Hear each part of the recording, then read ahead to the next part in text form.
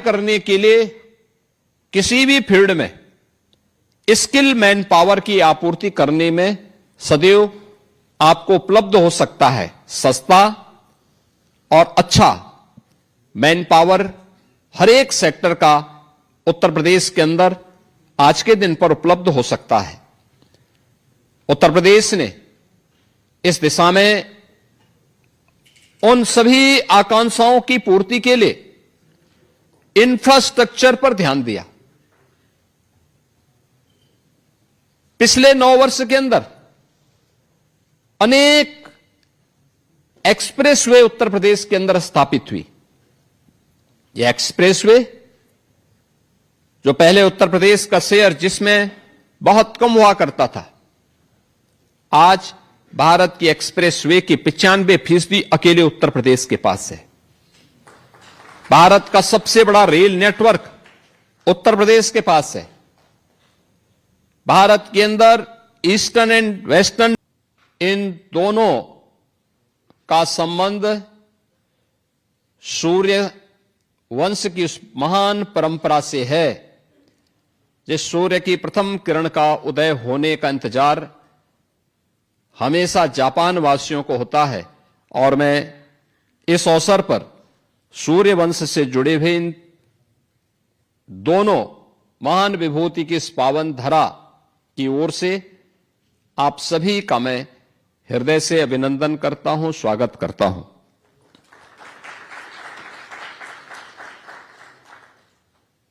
मुझे प्रसन्नता है कि भारत के यशस्वी प्रधानमंत्री श्री नरेंद्र मोदी जी की गत वर्ष की यात्रा के उपरांत भारत और जापान के बीच में अनेक मुद्दों पर एक दूसरे के सहयोग के कार्यक्रम आगे बढ़े हैं। और उत्तर प्रदेश की जब मैं बात करता हूं तो भारत की आबादी का सबसे बड़ा राज्य उत्तर प्रदेश है। भारत की आबादी का 25 करोड़ की आबादी अकेले उत्तर प्रदेश में निवास करती है। जितनी बड़ी आबादी है उतनी ही बड़ी चुनौतियां भी हैं, और जितनी बड़ी चुनौतियां हैं उतनी बड़ी संभावनाएं भी उत्तर प्रदेश के अंदर हम सबको देखने को मिलती है। और उन संभावनाओं को जमीनी धरातल पर उतारने का पिछले 9 वर्ष के अंदर हमें सौभाग्य प्राप्त हुआ है। आज उसका परिणाम हम सबके सामने है। पिछले 9 वर्ष में भारत के अंदर सबसे तेज गति से बढ़ने वाले राज्य के रूप में, आर्थिक रूप से आगे बढ़ने वाले राज्य के रूप में उत्तर प्रदेश ने अपने आप को स्थापित किया है। और 9 वर्ष में उत्तर प्रदेश ने अपनी अर्थव्यवस्था को 3 गुना करने में सफलता प्राप्त की। प्रति व्यक्ति आय को लगभग 3 गुना करने में सफलता प्राप्त की। भारत की अर्थव्यवस्था में कभी उत्तर प्रदेश एक बीमारू राज्य माना जाता था।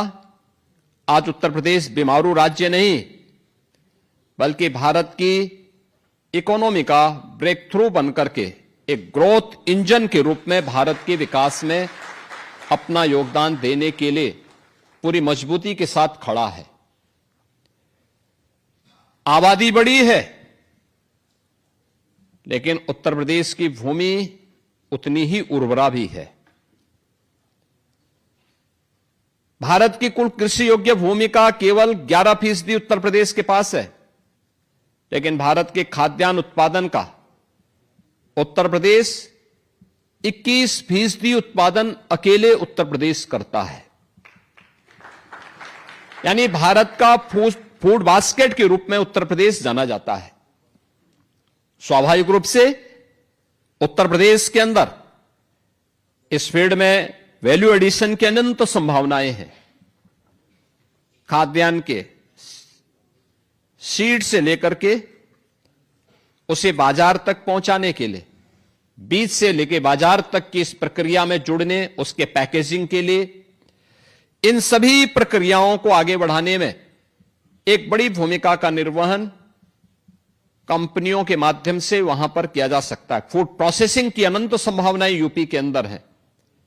उन संभावनाओं को, वेयर हाउसिंग एंड लॉजिस्टिक की नई संभावनाओं को भी उत्तर प्रदेश आगे बढ़ाता है। भारत के अंदर सबसे अधिक जल संसाधन वाला राज्य भी उत्तर प्रदेश है। यानी जल संसाधन आज के दिन पे, और मीठा जल, यह जल इतना मीठा है कि उस जल का उपयोग हम न केवल एग्रीकल्चर के लिए बल्कि ग्रीन हाइड्रोजन के निर्माण में भी और अन्य महत्वपूर्ण कार्यक्रमों को आगे बढ़ाने में भी हम उसका उपयोग कर सकते हैं। पंप स्टोरेज की स्कीम को भी आगे बढ़ाने में इन सभी संसाधनों का बेहतर उपयोग हो सकता है। उत्तर प्रदेश की आवश्यकता को ध्यान में रखते हुए हम लोगों ने उत्तर प्रदेश के अंदर ये 25 करोड़ की जो आबादी है, इस 25 करोड़ की आबादी में 56% आबादी ऐसी है जिस आबादी में जो आबादी वर्किंग फोर्स है, यानी युवा है, कार्य करने के लिए किसी भी फील्ड में स्किल मैन पावर की आपूर्ति करने में सदैव आपको उपलब्ध हो सकता है सस्ता और अच्छा मैन पावर। हर एक सेक्टर का उत्तर प्रदेश के अंदर आज के दिन पर उपलब्ध हो सकता है।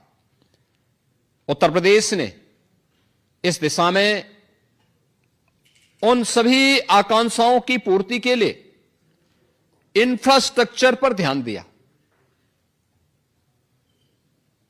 पिछले 9 वर्ष के अंदर अनेक एक्सप्रेसवे उत्तर प्रदेश के अंदर स्थापित हुई। यह एक्सप्रेसवे जो पहले उत्तर प्रदेश का शेयर जिसमें बहुत कम हुआ करता था, आज भारत की एक्सप्रेसवे की 95% अकेले उत्तर प्रदेश के पास है। भारत का सबसे बड़ा रेल नेटवर्क उत्तर प्रदेश के पास है। भारत के अंदर eastern and western dedicated freight corridor का जंक्शन उत्तर प्रदेश के पास है। एक्सप्रेस हाईवे पर उत्तर प्रदेश सरकार के द्वारा 27 ऐसे इंडस्ट्रियल पार्क डेवलप करने की कार्रवाई प्रारंभ की गई है।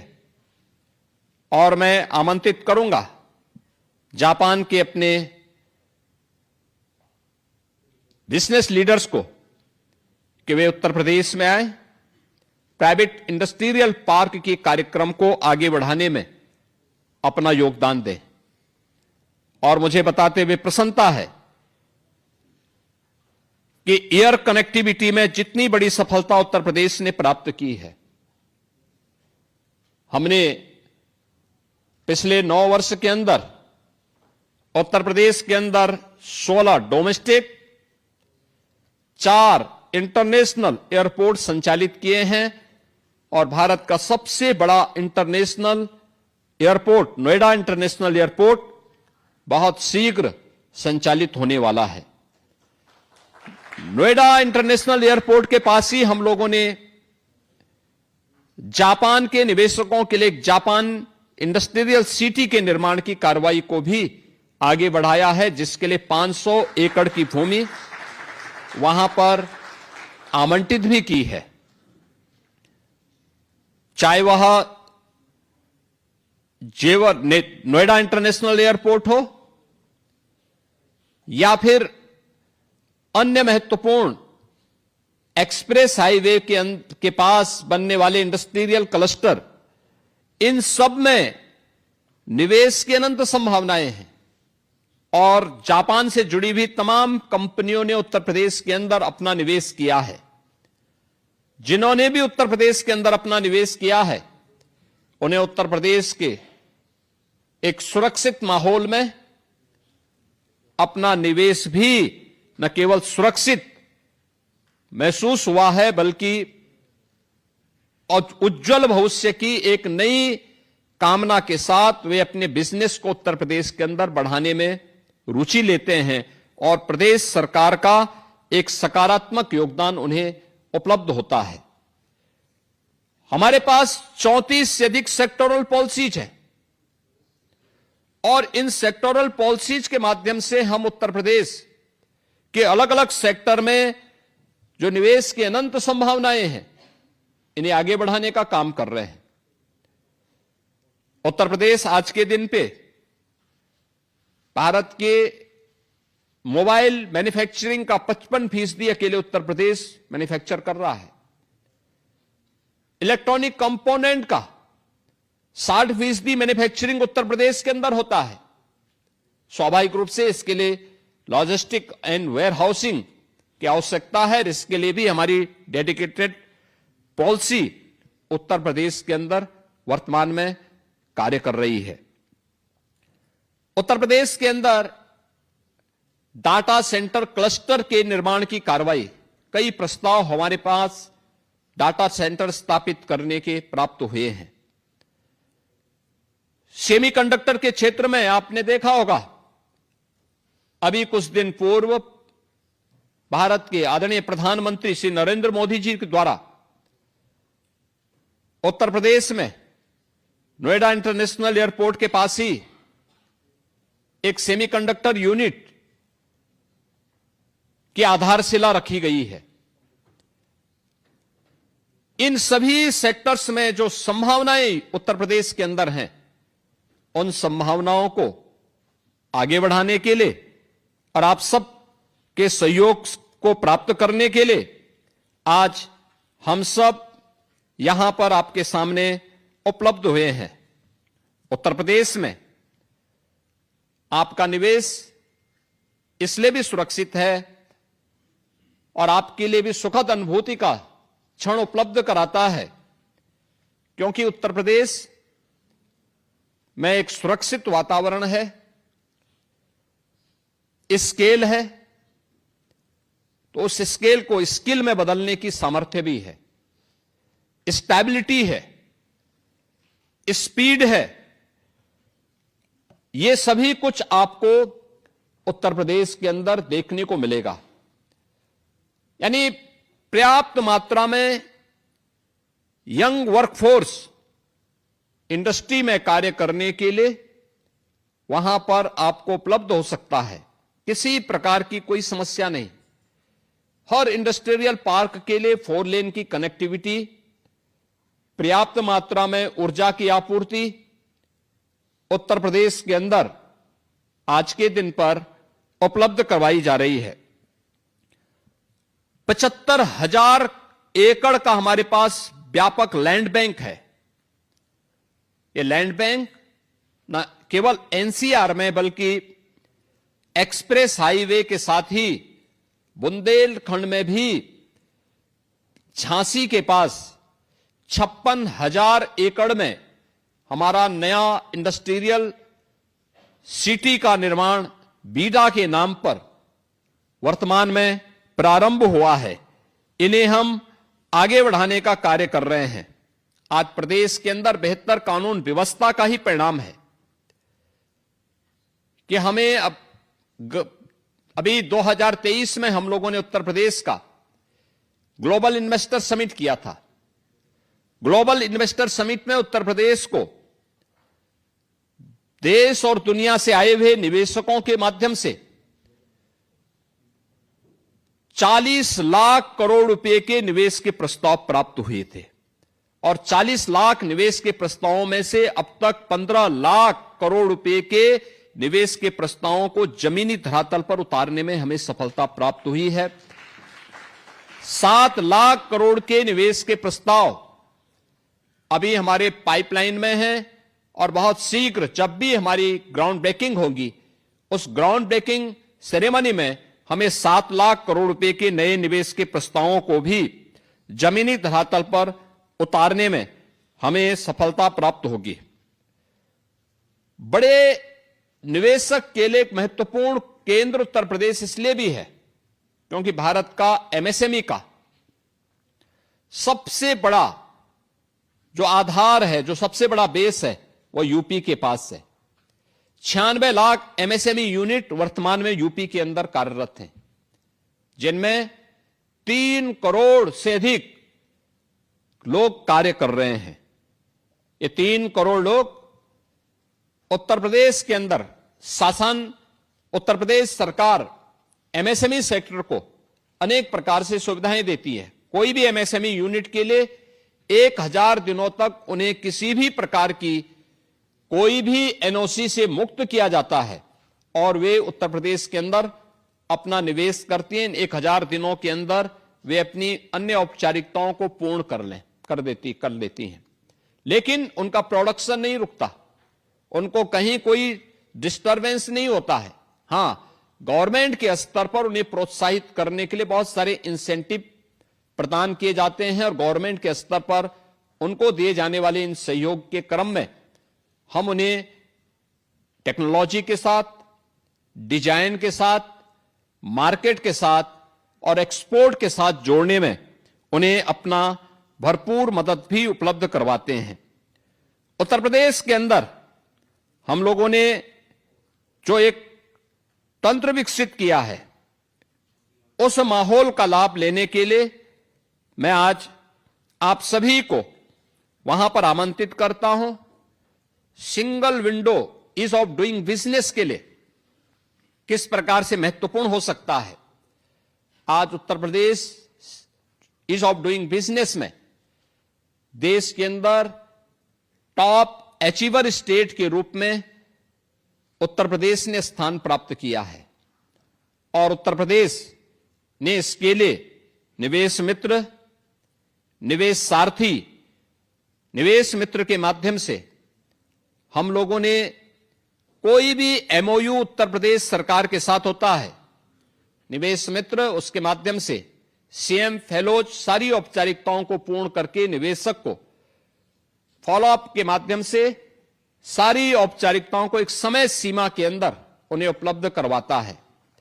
निवेश सारथी उस निवेश को प्रभावी ढंग से निवेश कराने में योगदान देता है। तो इसके साथ ही उत्तर प्रदेश के अंदर अन्य कार्यों को आगे बढ़ाने के लिए निवेश सफलतापूर्वक हो गया है, तो सफलतापूर्वक हुए उस निवेश को गवर्नमेंट के स्तर पर जो भी इंसेंटिव संबंधित इन्वेस्टर को उपलब्ध करवाए जाने हैं, इस समय से उपलब्ध कराने वाले अग्रणी राज्यों में उत्तर प्रदेश आज के दिन पर वहां पर जाना जा रहा है। हर एक सेक्टर में, एजुकेशन में, मेडिकल हेल्थ में, सेमीकंडक्टर क्षेत्र में, डाटा सेंटर क्लस्टर की स्थापना करने के क्षेत्र में, renewable energy and hydrogen energy के क्षेत्र में भी उत्तर प्रदेश में निवेश की अनंत संभावनाएं हैं और इन अनंत संभावनाओं को आगे बढ़ाने के लिए उत्तर प्रदेश आज जापान के आप सभी बिजनेस लीडर के साथ यहां पर संवाद बनाने के लिए आज हमारी पूरी टीम उत्तर प्रदेश से यहां पर उपस्थित हुई है। मैं आप सभी इंडस्ट्री लीडर का आह्वान करूंगा कि भारत के सबसे अच्छे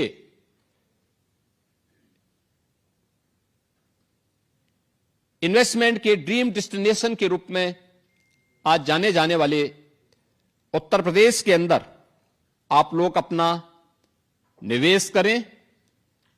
ये निवेश डीप टेक में हो सकता है, फिनटेक में हो सकता है, मेडटेक में हो सकता है, या फिर यह निवेश सर्विस सेक्टर में भी आप अनुमान कर सकते हैं। स्पिरिचुअल टूरिज्म में,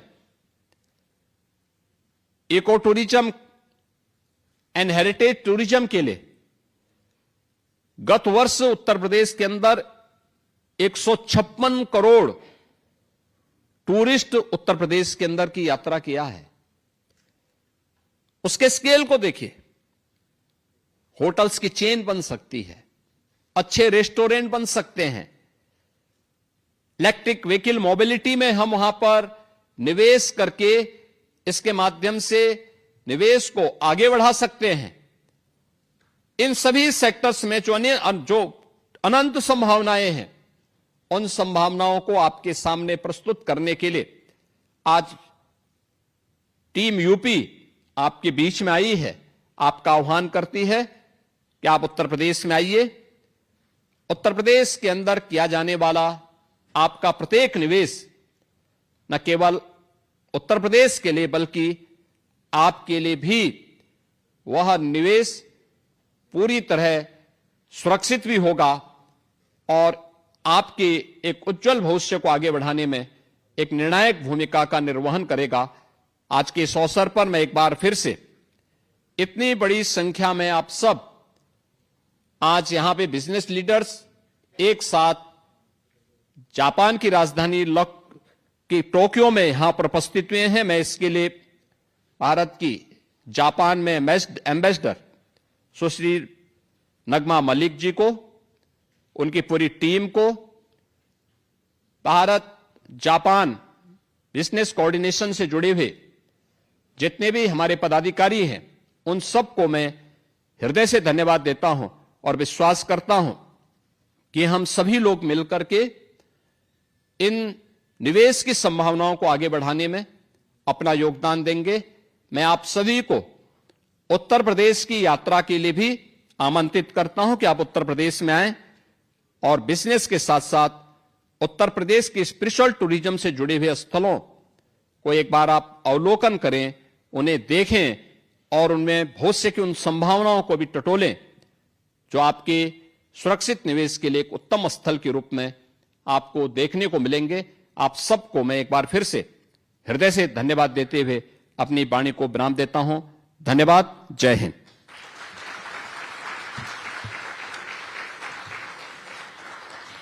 Dhanyawad, Yogi ji.